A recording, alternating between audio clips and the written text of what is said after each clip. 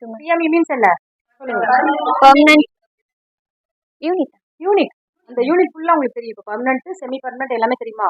BP glow பர்மனண்டா semi பர்மனண்டா? Semi permanent 6 month. Eyeliner permanent. Lip colouring permanent.